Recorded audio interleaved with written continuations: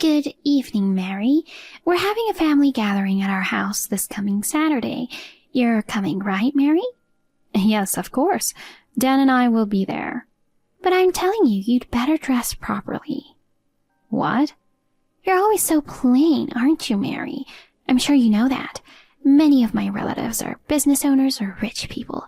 I'm sure everyone craves something decent. This time, I'm going to order some caviar. If you show up poorly dressed, I'll be embarrassed. Please don't dress inappropriate like you always do. Of course, I'll be dressed appropriately. It's not just about what you wear. Be careful with what you bring and say. Don't be so obvious that you're poor. I think you have misunderstood something. I'm not poor. Don't lie to me. Ever since you came to greet me, you've always worn plain, cheap clothes. That's just because I like simple clothes. Dan is also he just got married so earlier than John, and with a poor woman who's way under his league. I'm not poor. Yeah, whatever. You just don't want to admit it. But you're still working, aren't you?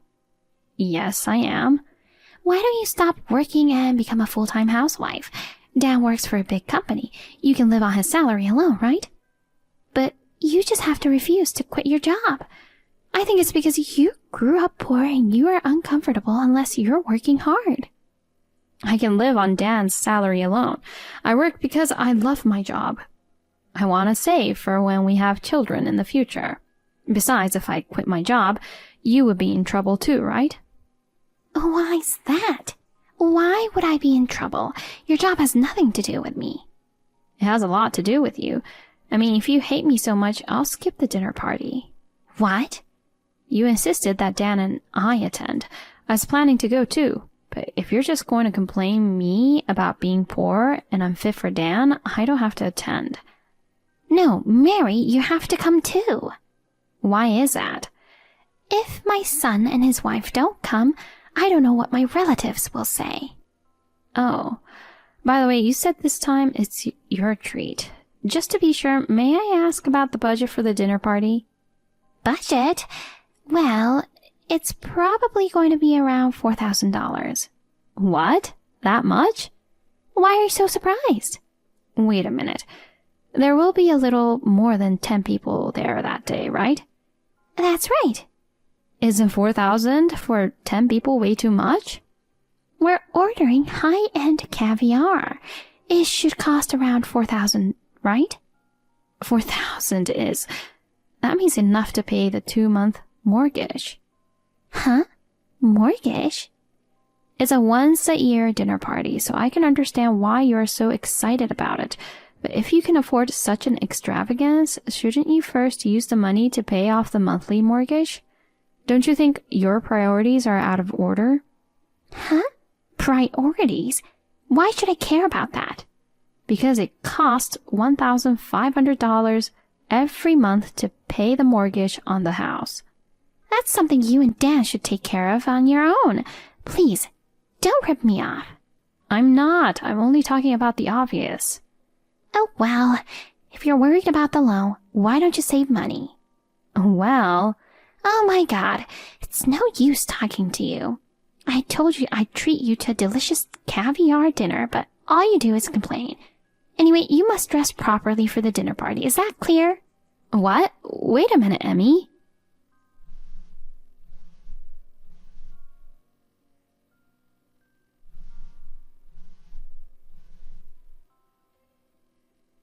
Caviar? Can't you cancel it now?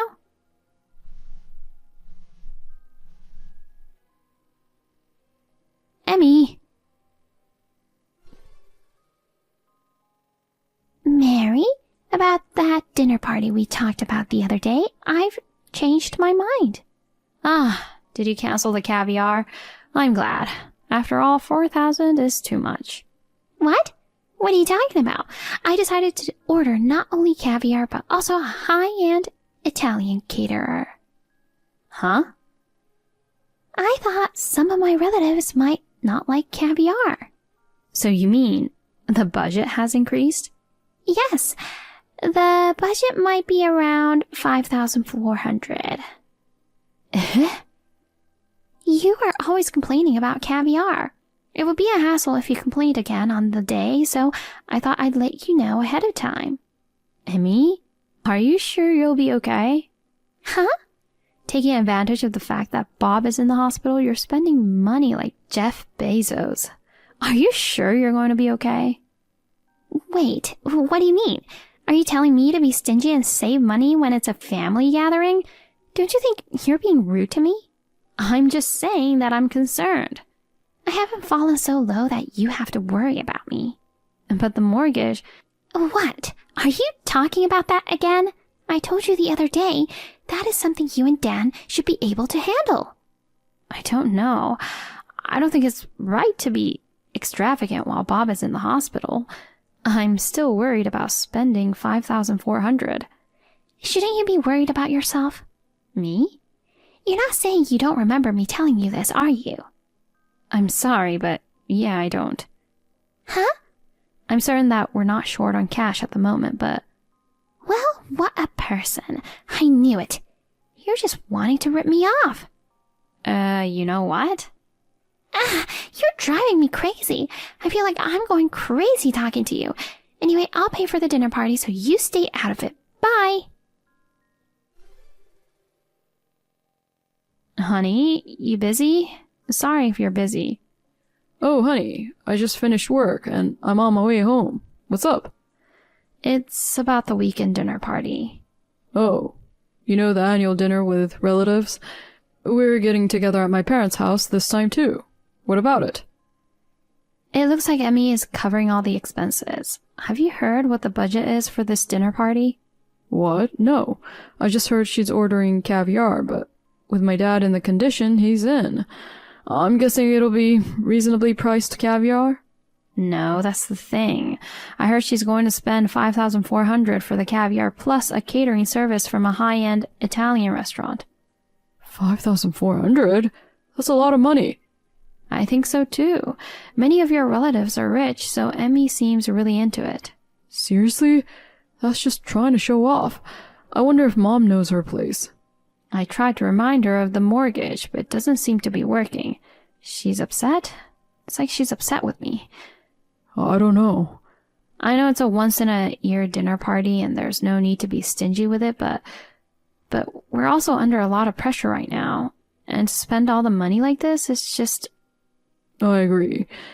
If she has the money to do such a thing, use it to pay off the mortgage first. If it were possible, I would try to persuade her to spend less, but I don't think she'll listen to me. Either way, we're running out of time. There must be cancellation fee, and we would have to apologize to the restaurant where we ordered the food. Besides, Mom always dotes on John. She never listens to me, and she's still complaining about the fact that I got married before him. Well, I've been told that too. I don't agree with it, but I guess there's nothing we can do this time. I know. Anyway, we are both going to the dinner that day, so let's keep an eye on her. I'll let Dad know how things going. Right, that would be great. Okay, I'm heading home now. Okay, safe trip home. Mary, are you already on your way? Oh yes, Dan and I are on our way. We should be there in about 10 minutes. Oh, well, I'll tell you what I'm going to do right now. You need to go to another room after the dinner party starts. What? Why? Well, I asked you to come as a married couple for the sake of appearances, but caviar and Italian food are too good for you. Yes? It's for not knowing your place. You'll always be poor because you have to pay that monthly mortgage. You're the one to say. I'm saying it because I'm the only one who can say it. Because you were so vain and bought that mansion. What are you talking about? You have no money, but you forced yourself to get a mortgage, and yet you want me to save the budget for dinner parties and pay the mortgage for our own house. There's no limit to how brazen you can be. Oh, that's how you interpreted it. No wonder we're not on the same page. When the dinner party starts, quickly go to the next room.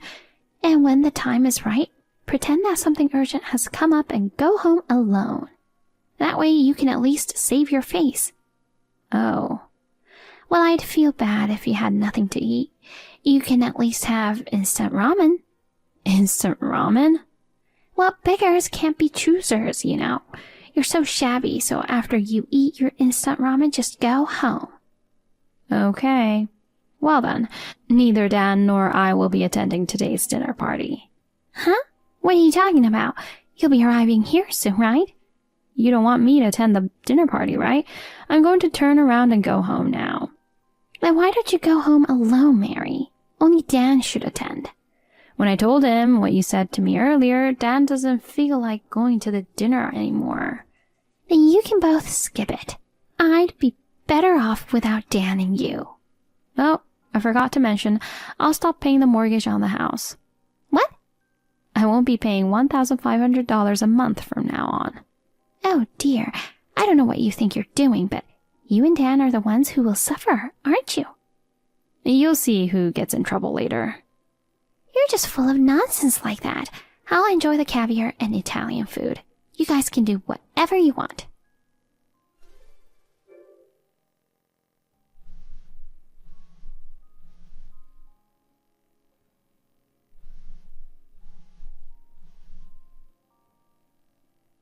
Mary!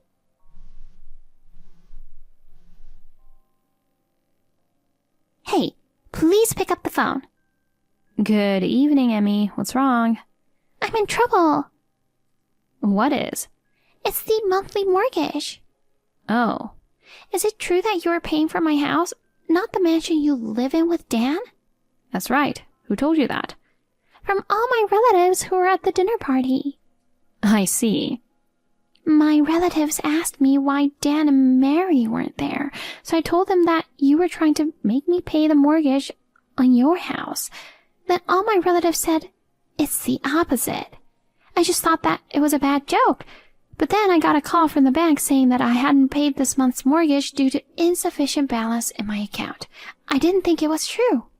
Yes, I have been transferring $1,500 each month to Bob's account for mortgage. Why didn't you tell me that earlier? You embarrassed me in front of my relatives. I told you at the family meeting. Huh? Bob had to be hospitalized suddenly, and he had to take a leave of absence from work. He might not be able to pay the mortgage during that time, because the treatment is going to cost a lot of money. So since I earn more than Dan, I am responsible for the monthly payment of $1,500 for the time being. I can't believe that you are making more money than Dan. No, that's not the point. What about the mansion? Bob was hospitalized at the same time when you and Dan moved into the mansion. That's why I thought the mortgage was for the mansion. The house was given to me by my grandfather. Huh? Your grandfather? I'm sure I told you that. That house was originally my grandparents'.